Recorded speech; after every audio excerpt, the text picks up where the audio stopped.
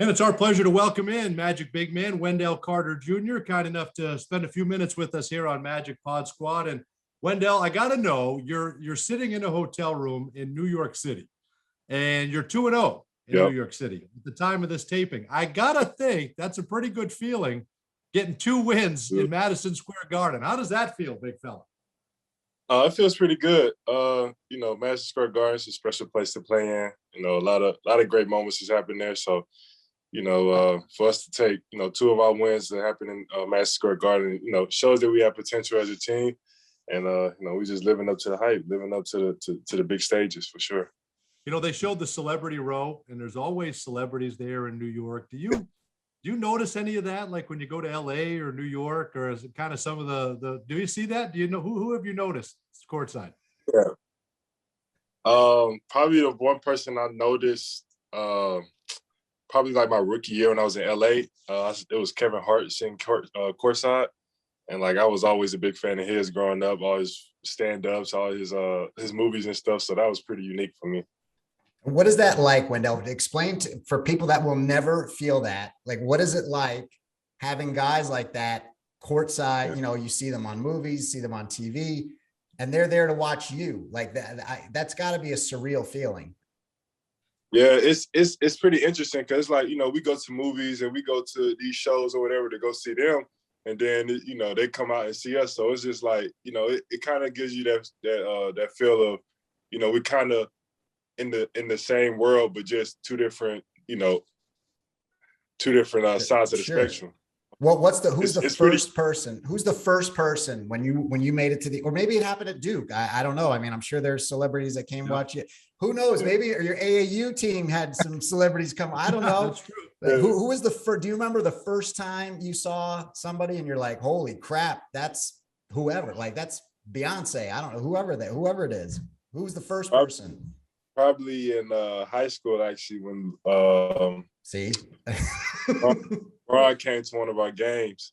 And I think his son might have been, or his team might have been playing next or something like that. And he was just kind of just watching our game before their game. So it was kind of unique, just to see that in high school for sure. That's okay, but neat. now let's stay with that now. But now you're playing against somebody like that.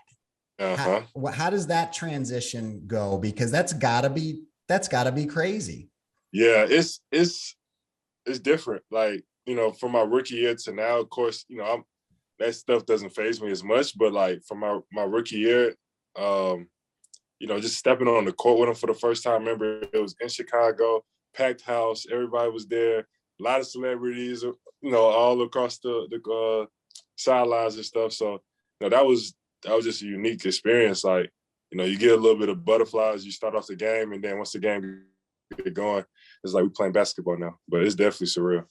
Do you notice that? I think about that when you guys just played the Nets, and you're going to play them again here in a couple of days. But for Franz and Jalen, that's their first chance to see Kevin Durant and James Harden, right? Did you sense a little of that? Did they talk about that? Or did you feel that was special for them? I feel like it was special for them. But they do such a great job. I definitely give them a lot of credit, for being rookies, and the way that they handle certain situations. Franz and Jalen, if we didn't have, know when their birthday were, we would think they were, especially Franz, in my opinion. Like, I feel like Franz is like, has a sense of maturity about him. Like he seems very, very mature for his age. So I don't think that stuff really like shocks them or anything, or they're doing a good job of hiding it. But I think it's maybe that. I would go with that, right? Like, how much of that has to do with the fact that Franz has been playing professionally since he was 6 over in Germany? how much that's got to help, right? Thanks. That when do you get over that, Wendell? When does that feeling go away? Or is there somebody now that you're still like, is LeBron, let's take LeBron, for example, who's been in the league for now like 38 years. Is it still like weird when you look across the court and he's there? Is there somebody that still gives you that feeling of, holy crap, I'm playing against so-and-so? I think, the the excitement of playing against these guys is a little bit different now. Like, my rookie year was just like, oh my God, I'm actually on. Now it's like, man, he's been in the league for 18 years and he's still dominating the game like he is. Like, that's the like impressive part about it. It's not so much about being in his presence. It's just like, wow, like, dude, he's greatness. He's going to the Hall of Fame. Like, I'm playing against a Hall of Famer right now, and it's just like, I want to beat him. Just to give me that extra juice or give me that extra, going into the next games or whatever. Like, just being able to get that win against someone in the league is definitely exciting. That's the right answer, Dante, by the way. That's just the right in case answer. you wanted to know, that's the right answer. That's right. Let's see if he knows this, George. Let's see if he knows this. Yeah, your teammate Jalen doesn't know that you can't swear on live TV. He doesn't know that. He got caught. Yeah, I see it, right? That's a rookie mistake. You're shaking your head. You know that, right? You know what you can and can't do. Absolutely. So I don't have to tell Wendell now, Dante, like I tell some of these other guys when I hand them a microphone and then say, don't curse on TV tonight, please. All right. Now I know I'm making a mental checklist in my head of Wendell, I don't have to say that to, right? Okay. I can put you in the no column. You got that covered. Yeah, I'm good. Good. What do you like to do? You're on the road. You've been in New York for 3 days already. You got another day there. If you get a day off, what do you do? And when you're kind of hanging around the hotel room, what do you like to do? Especially in New York. I mean, I'm not a huge fan of New York, being from Atlanta. I feel like New York is just way too busy for me. I like things to be a little bit slower, like Atlanta and Orlando. So I love Orlando so much. But, whenever I'm here, the food is phenomenal here. I always try to find me a spot to go eat. Having Cole and Mo on my team, they're pretty familiar, being from here. So they kind of just show me the ropes of where to go eat, where to go shop, get out the hotel a little bit. When I'm just around the hotel, so New York is too fast for you, is what you're saying. Like you're more of you like things a little calmer. Orlando is just my speed. Okay, perfect. My speed too.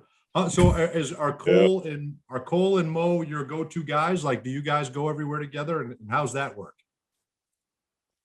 Yeah. I mean, I feel like for the most part, as a group, it kind of just differs. When some people want to, step out, some people want to stay in. It just kind of depends on who all wants to, get some fresh air, get out of the hotel, and do kind of, Cole being here, being with his family, he went to go see his family and stuff. Him and Mo. So it was just kind of depends on the city and how people feeling.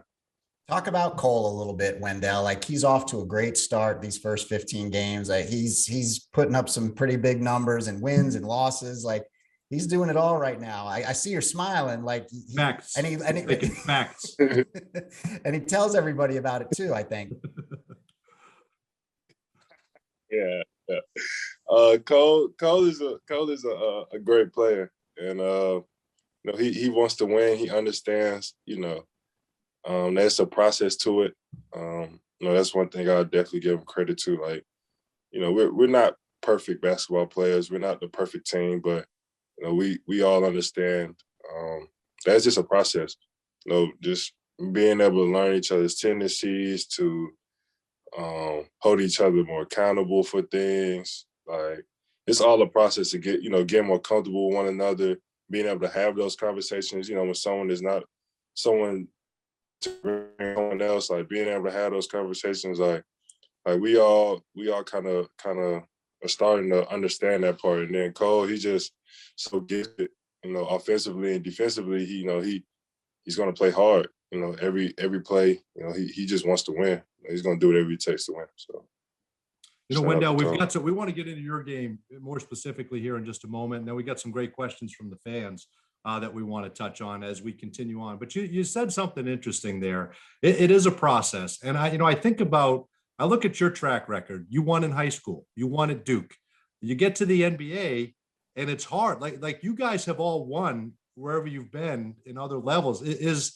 Winning is not necessarily going to happen right away. It could. You guys could catch fire. Is that difficult? How difficult is the process right now? And how do you kind of stay motivated through it all?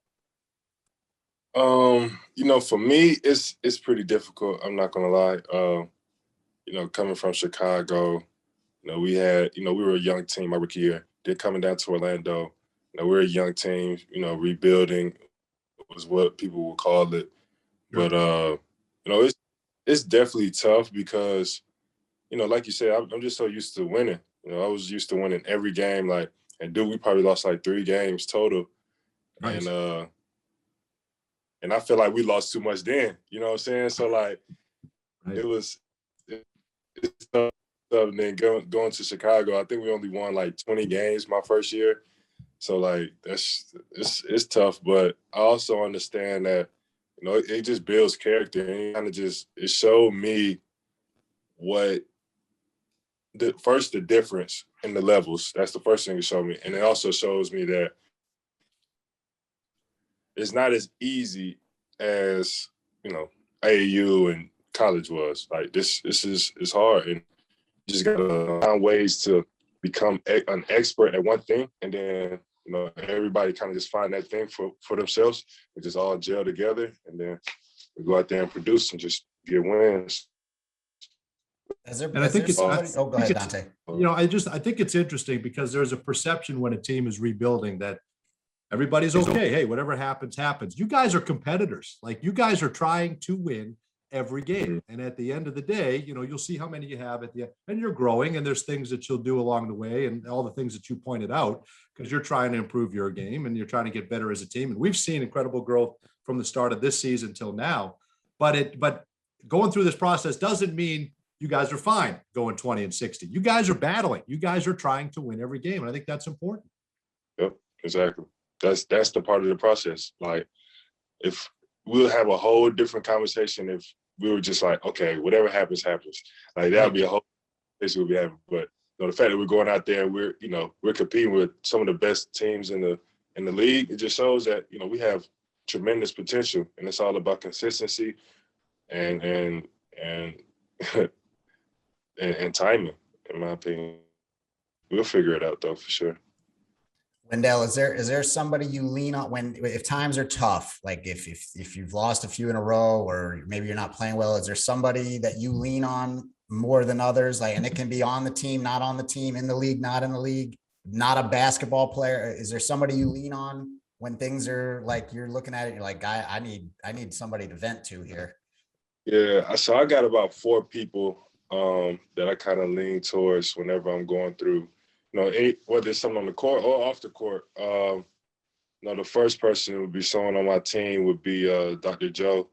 I've established a pretty good relationship with him when I first got here. Just from stuff from off the court that was, that I feel like that was affecting me on the court. I've established that pretty good relationship with him. So, I have my conversations with him.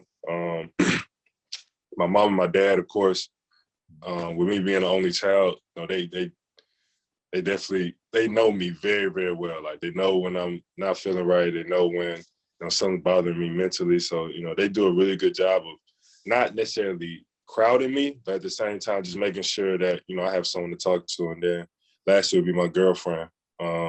She plays basketball too. So she played basketball at UConn, D1. So she has her downs also. So she definitely understands like the rigor that goes into it. Like, she goes to UConn, if they lose a game, like, it's like the world, so she definitely understands it. And then, she's a really good basketball player. So she knows, what to say.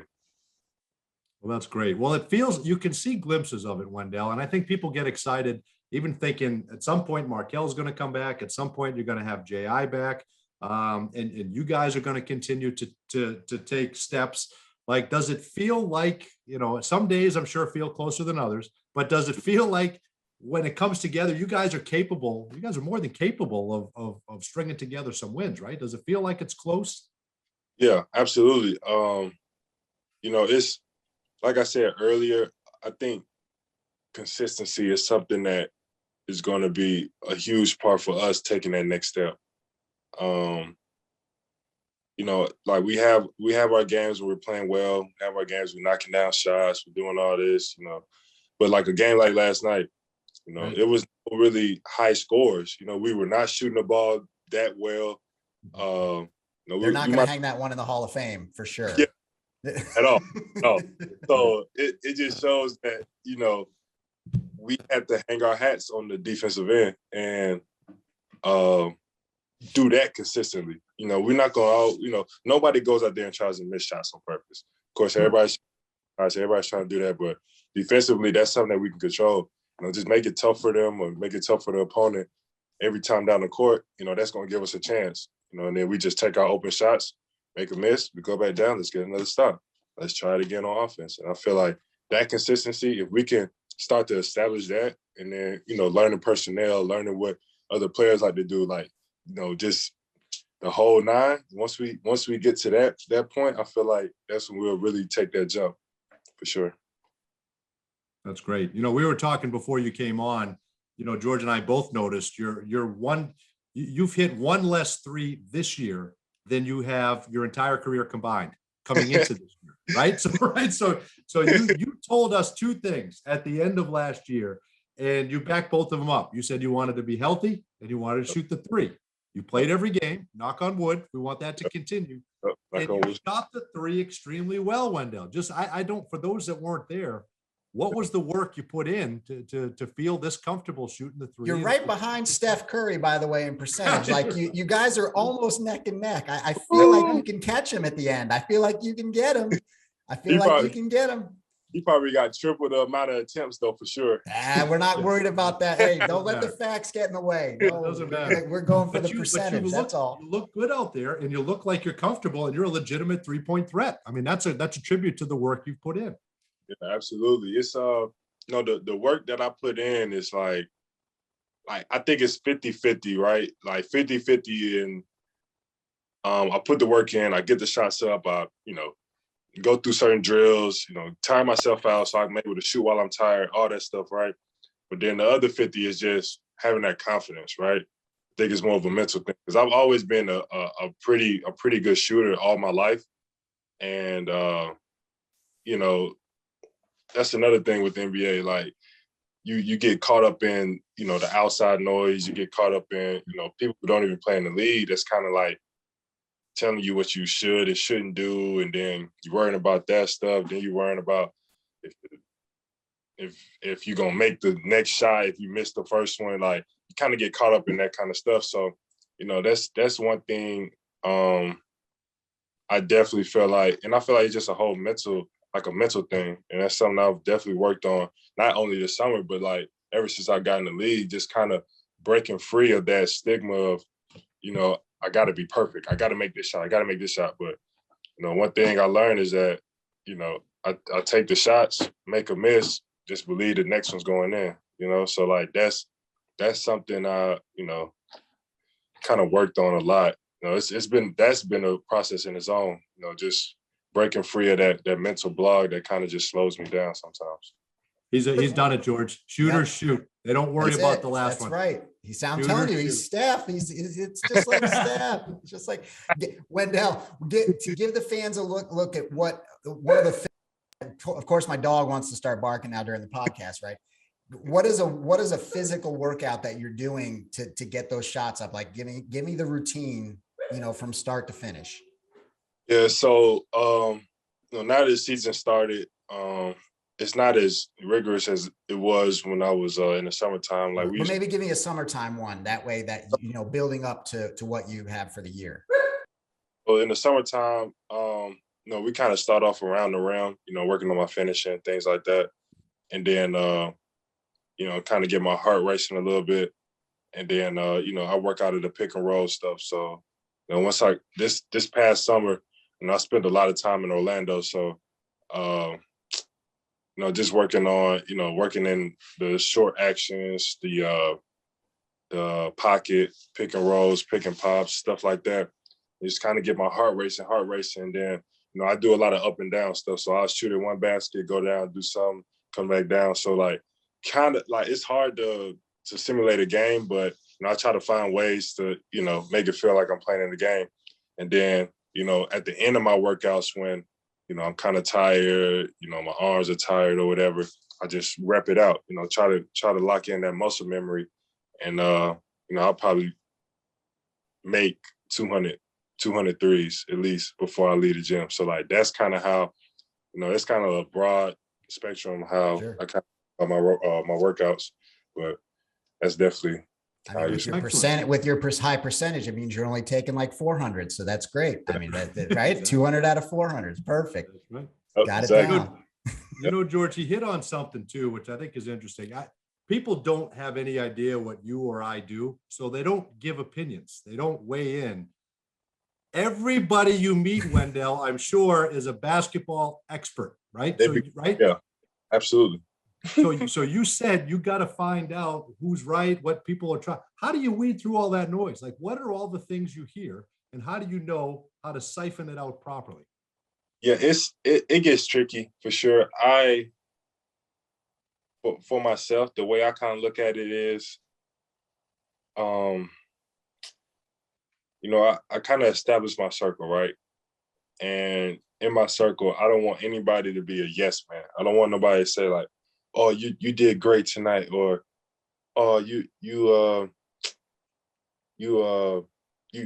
shot the ball well. Don't worry about it. Just move on to the next game." Or, but on the other side, I don't want nobody to just completely just make me feel like, "Oh, you're not playing well at all. Like, you're not a basketball player." Ooh, all that stuff. So like, I just kind of established a circle of people, right, who just kind of just give me the right criticism, right? Just help me build my game and stuff like that. And then when it comes to that outside noise, like social media or all that other stuff, like I don't even look at it no more. Like I used to be so involved. Like I'll go. That's a good call, by the way. Yeah. I go looking at stuff like, and it'll just mess me up mentally. I'm like, man, that's really how people thinking about me. Like, and then I had to realize, like, why am I worried about what other people think about me? And they don't even play basketball. Like, they probably don't even know nothing about the NBA, but they feel like they got to tell me something. So it's just like that's kind of the thing I was saying earlier. Like, it's just a process of me, with the whole mentality, my whole mental, and just understanding that, it's about me. Stop worrying about everything else. Well, it must have validated all of that. You got a nice contract to start the year, right? I mean, did that must make you feel good, getting that taken care of, take that off your plate, and you can just go play even more than you were before, right? Yeah, absolutely. That definitely gives you a sense of security, a sense of, pressure release, just to know that, first off, that a team wants you. The fact that, that a team, the Orlando Magic decided to extend me, it's just a blessing. It just shows that, that they wanted me to be here and they saw a future in me being here. So like, that was the first thing, that I recognized about that. Then secondly, financially, just being honest, like, I feel I'm in a really good spot. And I'm now able to make a lot more money than I was. So like, that's always a good feeling. Yeah, so. Dante knows how that feels. Dante knows. Well, someday I'll get there, but Dante knows how that feels. Yeah, I got a few less zeros, Wendell. A few less zeros. But that's good. That's a credit to you because that's an opportunity to help your family and take care of your family for future generations. I mean, that's very important. No question about it. Absolutely. Wendell, you said Orlando is your speed. Like, how many had you been to Orlando before you were traded here? You'd been to Orlando before. Was there something that you learned after living in Orlando for a little bit that you didn't know, and you're like, hey, that's kind of a cool spot, or this is a cool area I didn't know existed, because all you see on TV is Disney World and the theme parks? Right. So growing up, actually, every summer, we would go to. Me and my family would go down to Universal Studios and Disney World. Like, it was like a religious trip for us. Like, we did it every summer, same tradition. Day. Nice. Yeah. And Orlando kind of reminds me of where I'm from. The south side of Atlanta. In terms of just being like, you can have your fun. Like, you can go to Disney World, you can go to Universal, you can do all this stuff around the city, but at the same time, it's it's chill, it's slow, like not too much going on. Like, you can duck off if you need to. Like, just kind of get your mind right. It's quiet, not much really going on if you're not downtown. So, yeah, that's the first thing I recognize about Orlando. We got a few less Peachtree streets, George. Yeah, we have a couple. Yeah, we have a couple of orange avenues though. Like there's a few orange avenues. Not as many Peachtree streets, but orange avenues. That's right. Well, that's interesting. So you find out. So you learn a little something about coming to Orlando. You know, last year you come at the tail end. You play under Steve Clifford, and I thought it was very interesting when Jamal Mosley got the job. Right away, he credited Steve Clifford for kind of laying the foundation that you guys kind of have defensively, right? He kind of drilled that in the last 20, 30 games after you arrived last year. I know that helped you. Just kind of take us through your feelings with Coach Mosley and what you've learned and kind of how that defensive base has kind of helped you for this year. Yeah, Coach Mosley, man, he's first off is a fantastic person. You know, he's a player's coach for sure. You know, he's checking in with us all the time. You know, making sure everybody's good mentally, emotionally, physically. You know, he just does a really good job of doing that kind of stuff. And then also, you know, coming from Dallas, he understands what it takes to win. You know, they were winning, they were in the playoffs, so he kind of gets that idea of, you know, what exactly it takes. And you know, I get that sense that he's, you know, trying to bring that winning culture here. And he understands that. He also understands that it's a process too, and that, you know, it's not going to happen overnight. But, you know, he's down to help us to get to that place where, you know, we're winning and stuff. Because when that stuff happens, everybody is taken care of. You know, and right. It's, you know, financially, like you seeing everybody on the team is seen as a winner, and everybody wants that. You know what I'm saying? So he definitely understands that for sure. Take us through Markelle. What are you seeing behind the scenes with Markelle and J.I. with their rehab? We see a little bit snippets, and they're out there shooting. They look good. They look like they're fit. They look like they're chomping at the bit a little bit. What do you see from those guys? You know, Markelle's been in, you know, a couple of the practices with us. You know, kind of just running through plays, doing some defensive things with us, and you know, he looks good. You know, that's someone. You know, when I got traded to Orlando, I was looking forward to playing with. You know, just from what I've heard about him and when he was playing, what I saw, how he played and things like that, like that's one guy I definitely wanted to play with at some point. And then J.I. is also doing a fantastic job. You know, he's always in early in the morning before we even get there, before our practices and stuff. He's already on the table getting treatment on his knee, you know, lifting, doing all that stuff. So he looks good. I feel like, you know, when those two get back, we're going to be, and they get into game shape, because that's also not going to happen, right? Like, they can do as much running as they want to, but their game shape is different. So, you know, once they get in the game, and we get everybody back, Etwan, MCW, I feel like, you know, we can definitely it'll definitely shake some things up for sure. Wendell, how has the transition been switching over to the 4 a little bit and playing with Mo? Because I believe at the beginning of the season, you probably didn't think that was going to happen.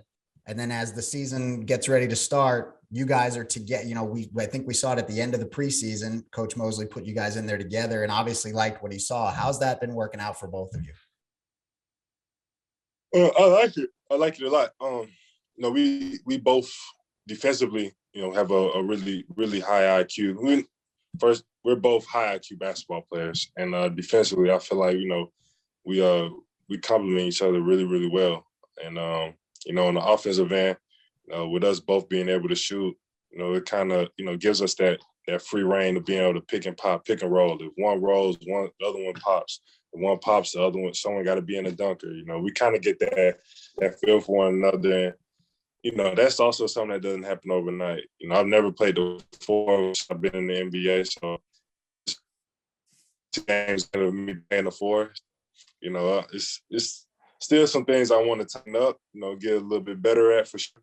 But I mean, I feel like, you know, we can definitely, you know, as we get more and more comfortable with one another on the court, I feel like we can definitely, like I said earlier, shake some things up for sure. Nice. All right. Now, Dante. I tell you what we can do. Everyone does a great job of finding you the whole first half. Can we make Can we sure find you they're in the looking second for you half in too? the second half as well? For crying out loud, right? Look what the guy closed the game last night. He took a lob from Jalen Suggs and put the game away. Can we find Wendell in the second half as well? We got to get that done. We got to get that done. Put it in a You all memo right or with that? something. Yeah, for sure. All right. I'm all Okay. So for it. Dante mentioned before we started, we had a couple of fan questions. Now, one of them actually mirrored mine, Dante, because I wanted to ask him, every picture I found of you from the past, even high school, whatever, you're wearing 34. You wore 34 at Duke, you wore 34 in Chicago, 34 in Orlando. Now, I don't know if you know this. I'm going to show you this picture. If you can see 34 right there, that's a guy that is your PR guy right now. Right there, awesome. 34. So I have a special, I feel like 34 is tied to me a little bit too. So you gotta rep it. I want to know how you came up with 34. What's the number? What's the reason for 34? You wanted to see that picture again, don't you? It's so good. That's a handsome guy right there. You can laugh.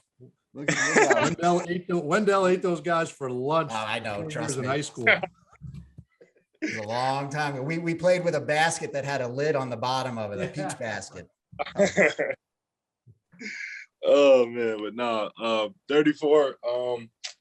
Main reasons for my dad. My dad wore it all through high school, all through college. He played overseas. He wore it, and his reason for wearing it was for Len Bias. So that's someone he looked up to, and then he kind of shared his story. Because I didn't really know who he was when I was coming up, so he kind of shared his story with me. Just told me he wore 34, and I was like, man, that's pretty unique. And then the fact that he wore it too, my dad wore it, I'm like, okay, yeah, I think I'm gonna just stick with this number for sure. And now you know that I grew up in Boston. Yeah, that's right. Yeah. And also George wore it. Yeah, right. I grew up in Boston, and we were supposed to get Len Bias. Like that was a big. What does your dad tell you about Len? Just such a tragedy, and an incredible basketball player. Incredible. He told me, some of his films of him playing, the small amount of films that he had, and he just said that he tried to model his game after his. Like he was just so impressed with the way that he played, and he. When he lost his life, he just felt like, man, because that was his idol. Like he looked up to him, he wanted to be just like him growing up. So, when he lost his life, it was just kind of tough on that because it's you looking up to someone and then they out of nowhere just pass away. It's kind of tough. Like, oh man, like that's crazy. That's crazy. Yeah. So he just wearing his number ever since then. Well, that's a great tribute and a legacy that you get to continue on. I'm sure he's proud of that as well. No question. Absolutely. Favorite movie? This question comes in. Everybody wants to know everybody's favorite movie. What kind of movies are you into? You're a Marvel guy too, right? I am a Marvel guy. I'm an Incredible Hulk guy too. That's right. Yes. You were supposed to get that started, Dante, last year. Yes. You were supposed to get the Wendell Smash started, and you never did. The Hulk Smash. Okay, right? We're on it. We're on it. Got to get on that next game. Wendell Smash.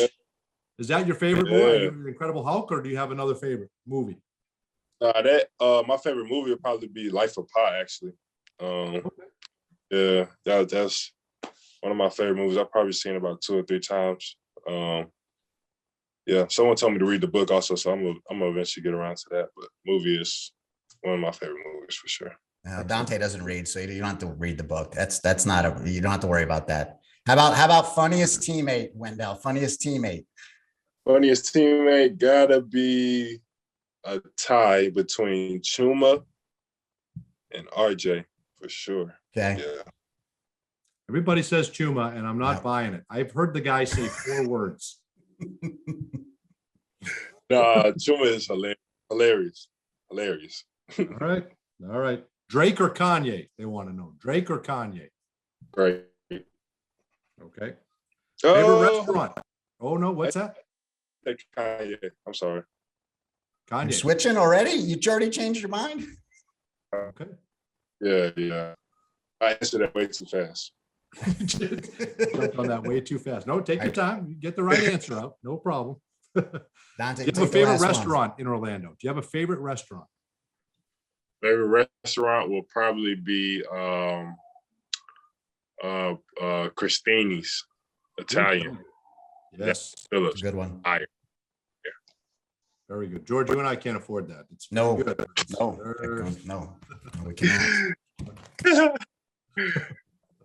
Yeah. One day.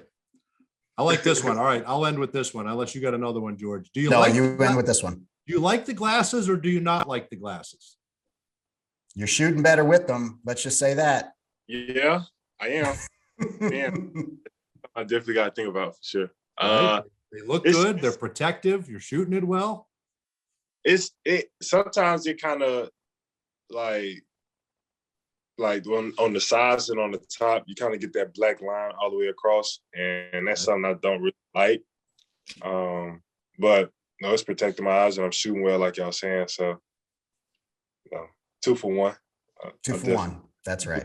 That's right. Yeah. You'll take that. You'll take that. Which means you can't wait. Which means you can't wait to get rid of them. So it's fine. No problem.